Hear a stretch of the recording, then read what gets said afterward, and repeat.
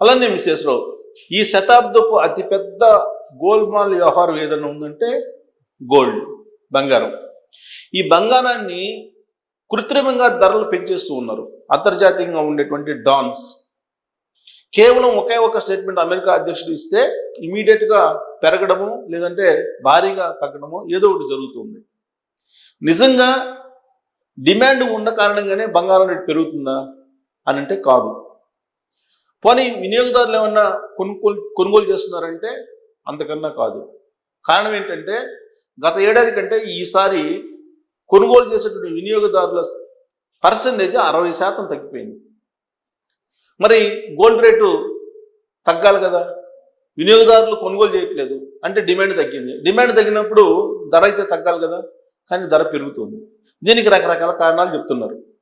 ఒకళ్ళేమో ఇరాన్ యుద్ధం అంటారు, మరొకళ్ళేమో రష్యా ఉక్రెయిన్ యుద్ధం అంటారు, ఇంకొకళ్ళేమో పాలస్తీనా ఇజ్రాయెల్ యుద్ధం అంటారు, మరొకళ్ళేమో ట్రంప్ ప్రతీకార సుంకాలు అంటారు. బంగారం రేటు పెరిగిందంటే ఫెడ్ వడ్డీ రేట్లు అంటారు.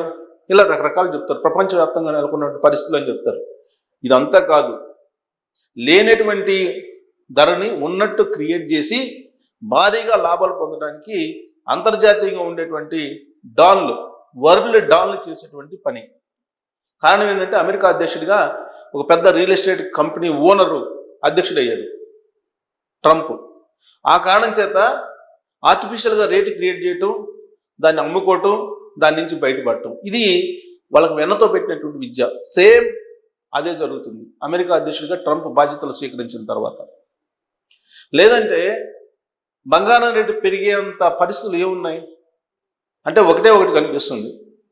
యుద్ధ వాతావరణం నెలకొంది కాబట్టి ఆయా దేశాల యొక్క కరెన్సీ పడిపోకుండా ముందస్తుగా గోల్డ్ని కొనుగోలు చేసి పెట్టుకున్నాయి రిజర్వ్ బ్యాంకులు అనేది ఒకటే చెప్తూ ఉన్నారు. మరి ఇది ఎన్ని రోజులు, యుద్ధం వస్తుందా రాదా అనేది తెలీదా? ఆపరేషన్ సింధూర్ ప్రారంభమైన తర్వాత అది వెంటనే ఆగిపోయింది. ఆపరేషన్ సింధూర్ స్టార్ట్ అవగానే బంగారం రేటు పెరిగింది. మరి ఆపరేషన్ సింధూర్ ఆగిపోగానే బంగారం రేటు తగ్గాలి కదా, తగ్గల. పోనీ స్వల్పంగా తగ్గింది అనుకున్నాం. మరి పెరగడమేమో అనూహ్యంగా పెరుగుతుంది, తగ్గడమేమో స్వల్పంగా తగ్గుతుంది. మరి దీన్ని ఏమంటాం? అలాగే రష్యా ఉక్రెయిన్ ఈ యుద్ధం జరుగుతుంది దాదాపు 2022 నుంచి జరుగుతుంది. మరి 2024 నుంచే భారీగా పెరిగింది కదా బంగారం. పెరిగేది ఏదో 2022లోనే భారీగా పెరగాలి కదా, మరి 2024లోనే భారీగా ఎందుకు పెరిగింది? సో రెసిప్రోకల్ ట్యాక్స్ని తగ్గించేశారు ట్రంప్. అంటే బంగారం రేటు తగ్గాలి కదా, మరి ఎందుకు పెరుగుతుంది? దీనికి సమాధానం స్పష్టంగా ఉండదు. అంటే ఒక గ్యాంబ్లింగ్, ఒక గోల్మాల్ నడుస్తుంది బంగారం మార్కెట్లో. ఎలా నడుస్తుంది అని అంటే, నెంబర్ 1 ఆర్టిఫిషియల్ క్రియేట్ చేస్తున్నారు, ఆర్టిఫిషియల్గా అంతర్జాతీయంగా డిమాండ్ చేస్తున్నారు. ఇప్పుడు ఔన్స్ బంగారం నిన్న కాక మొన్న $5,000 తగ్గింది అంతర్జాతీయ మార్కెట్లో. మరి ఇప్పుడు నిన్న ఇవాళ జరిగిన పరిణామాలు ఏంటి? ఎందుకు అంతర్జాతీయంగా $5,000 దాటిపోయింది మళ్ళా అంతర్జాతీయ మార్కెట్లో? ఇప్పుడు ప్రతీకార సుంకాలని ఆయన తగ్గించేశాడు. తగ్గించినప్పుడు తగ్గాలి కదా బంగారం. మొన్నటి వరకు ఏం చెప్పారు? ప్రతీకార సుంకాలని వేశాడు ట్రంప్ 50%, అందుకే బంగారం పెరిగింది అన్నారు. మరి అదే నిజమైతే ప్రతీకార సుంకాలను తగ్గించారు కదా, బంగారం తగ్గాలి కదా, మరి ఎందుకు పెరుగుతుంది? దీనికి స్పష్టమైన సమాధానం ఉండదు. అంటే ఒక ప్రజలకి అంతుపట్టినటువంటి ఒక బిజినెస్ వ్యవహారం అండర్ గ్రౌండ్లో జరుగుతుంది. అండర్ గ్రౌండ్ డాన్స్ అంటారు కదా, ఈ అండర్ వరల్డ్ డాన్స్ చేసేటువంటి పని. ఈ అండర్ వరల్డ్ డాన్స్ చేతిలోకి బంగారం మార్కెట్ వెళ్ళిపోయింది, అలాగే సిల్వర్ మార్కెట్ వెళ్ళిపోయింది. ఇప్పుడు రేపు మాపు మళ్ళీ ట్రంప్ ఏమంటున్నారంటే బిట్ కాయిన్స్ అంటున్నారు. బిట్ కాయిన్ వైపు వెళ్తున్నారు. ఇప్పుడు ఆ బిట్ కాయిన్ రేట్స్ మళ్ళీ అమాంతం పెరిగే అవకాశం ఉంది. బిట్ కాయిన్స్ని భారీగా కొనుగోలు చేయడం, ఎందుకంటే బిట్ కాయిన్ వ్యాపారం ఉంది ట్రంప్కి.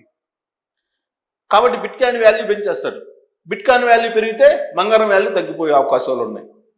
మళ్ళీ బిట్ కాయిన్ని ఒక స్టేజ్ తీసుకెళ్ళి వాటిని అమ్మేసుకొని మళ్ళీ బంగారం వైపు వస్తారు. బంగారాన్ని పీక్ స్టేజ్ తీసుకెళ్తారు. ఈ బంగారం అమ్మేసుకొని మళ్ళా సిల్వర్ వైపు, లేదంటే రేర్ మినరల్స్ అని ఇప్పుడు మళ్ళీ కొత్తగా పేరు పెట్టారు, వాటి వైపు వెళ్ళిపోతారు. వాటి రేటు పెంచేస్తారు. అంటే ఇదంతా కూడా అండర్ వరల్డ్ డాన్స్ చేసేటువంటి పని. దీంట్లో సామాన్యులు చిక్కిపోతున్నారు, సామాన్యులు దొరికిపోతున్నారు. ఎవరైతే పీక్ స్టేజ్లో ఉన్నప్పుడు బంగారమో వెండో కొనుగోలు చేస్తున్నారో వాళ్ళు భారీగా నష్టపోతున్నారు. అనాలిసిస్ చేసేటువంటి వాళ్ళు కూడా, అంతర్జాతీయంగా అనాలిసిస్ చేసేటువంటి ప్రముఖ కంపెనీలు కూడా ఎగ్జాక్ట్గా చెప్పలేకపోతున్నాయి. పెరిగేటప్పుడేమో పెరిగే అవకాశం ఉందని చెప్తారు, తగ్గేటప్పుడేమో మరింత తగ్గే అవకాశం ఉందని చెప్తారు. ఇప్పుడు మనం గత కొన్ని రోజుల నుంచి చూస్తే ఎంత కన్ఫ్యూజ్ చేస్తున్నారంటే మార్కెట్ని, ఉగాది లోపల బంగారం రేటు భారీగా తగ్గే అవకాశం ఉందని చెప్పి కొంతమంది చెప్తారు. లేదు ఉగాది లోపల బంగారం మళ్ళీ 1,80,000కి వెళ్ళే అవకాశం ఉంది తులం అని చెప్పి మరికొంతమంది చెప్తుంటారు. సో ఇవాళ మార్కెట్ చూస్తే నిన్న మొన్న పరుగులు పెట్టినటువంటి బంగారం మార్కెట్ ఇవాళ కొంత స్లో అయిందని చెప్పి సంబరపడేటువంటి లోపలే ఇవాళ 500 తగ్గింది గ్రామ్కి. రేపు 1000 పెంచేస్తారు. అంత భారీగా పెంచేటువంటి పరిస్థితులు అప్పటికప్పుడు 24 అవర్స్లో ఎందుకు వస్తాయి అంటే ఇది గ్యామ్లింగ్. సో ఇవాళ మార్కెట్ ఏంటి, బంగారం మార్కెట్ ఏంటి చూద్దాం. ఇవాళ బంగారం మార్కెట్ ఏంటి, సిల్వర్ మార్కెట్ ఏంటి అనేది చూద్దాం.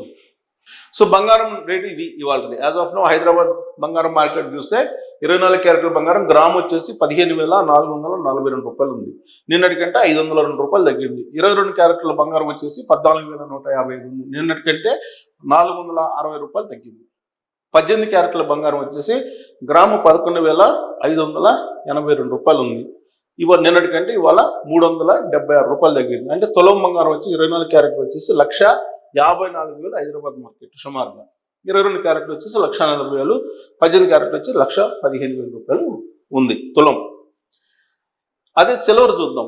ఇవాళ మార్కెట్ తగ్గింది బంగారం మార్కెట్. అలాగే సరే గోల్డ్ చూద్దాం ఫస్ట్.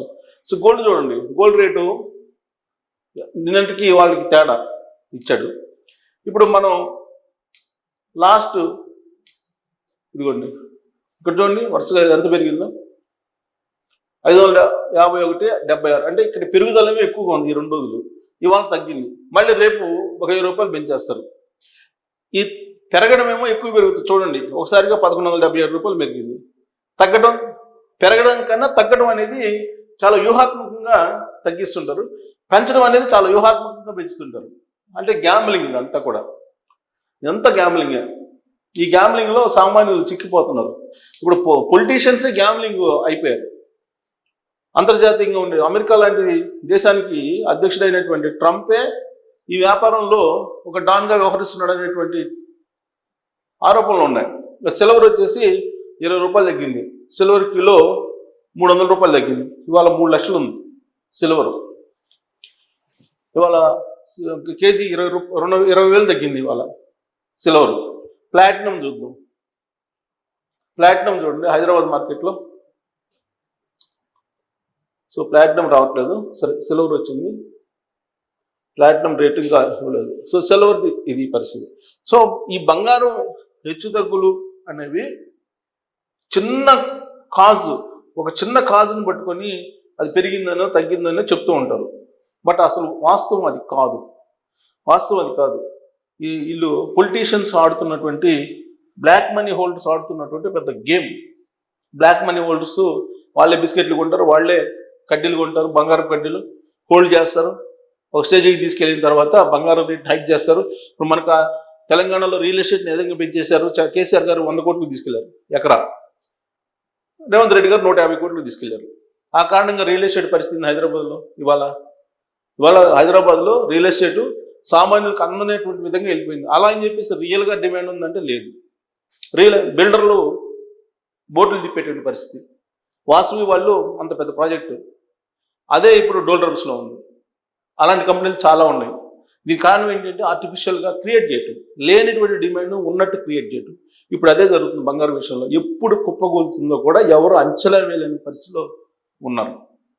మరి కుప్పగూలే అవకాశం ఉందా, ఇంకా మరింత పెంచి ఒక స్టేజ్కి తీసుకెళ్ళి అక్కడ వదిలిపెట్టేస్తారా? ఏం జరగబోతుంది అంతర్జాతీయ మార్కెట్లో బంగారం మీద అనేది మీరు ట్రోల్ చేయొచ్చు. Thank you.